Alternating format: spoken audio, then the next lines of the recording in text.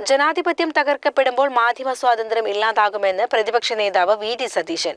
അൽ അമീൻ പത്രത്തിന്റെ ശതാബ്ദി ആഘോഷ പരിപാടിയിൽ സെമിനാർ ഉദ്ഘാടനം ചെയ്യുകയായിരുന്നു അദ്ദേഹം.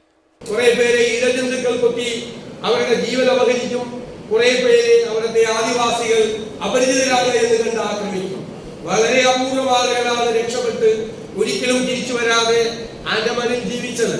അവരുടെ പിന്മുറക്കാർ ഇപ്പോഴും ആൻഡമാനിൽ ചെന്നാൽ ഈ കൊണ്ടോട്ടിയിലെയും തിരൂരെയും ഒക്കെയുള്ള ധാരാളം ആളുകൾ ഇപ്പോഴും ആൻഡമാന്റെ ദ്വീപിലുണ്ട്.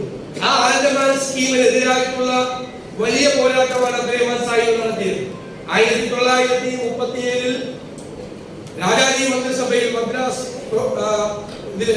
അസംബ്ലിയിൽ മദ്രാസി അസംബ്ലിയിൽ അതിന്റെ മുഴുവൻ വീര്യം തോന്നുകൊണ്ടുള്ള ഒരു തീരുമാനമെടുത്തു. അതിനെ മുഴുവൻ അമൻഡ് ചെയ്തു. അന്ന് രാജാജി പ്രത്യേകമായി ഇത് ചെയ്യാനുള്ള പ്രധാനപ്പെട്ട കാരണം അബ്ദുറഹ്മാൻ സാഹിബാണ് എന്നുള്ള പ്രത്യേകമായ പരാമർശങ്ങൾ. മുഹമ്മദ് അബ്ദുറഹ്മാൻ സാഹിബ് 1924 ആരംഭിച്ച അൽ അമീൻ പത്രത്തിന്റെ ശതാബ്ദി ആഘോഷത്തിന് തുടക്കം കുറിച്ചുകൊണ്ട് മതനിരപേക്ഷ ഭരണത്തിലേക്കുള്ള ഇന്ത്യയുടെ അകലം എന്ന വിഷയത്തിൽ മലപ്പുറത്ത് സംഘടിപ്പിച്ച ദേശീയ സെമിനാർ ഉദ്ഘാടനം ചെയ്യുകയായിരുന്നു അദ്ദേഹം. DCC പ്രസിഡന്റ് VS ജോയ് അധ്യക്ഷത വഹിച്ചു. Anilkumar MLA, chief editor Siddharth Varadarajan, Rajagopal, media 1 editor Pramod Raman തുടങ്ങിയവർ പ്രസംഗിച്ചു. CCN മലപ്പുറം.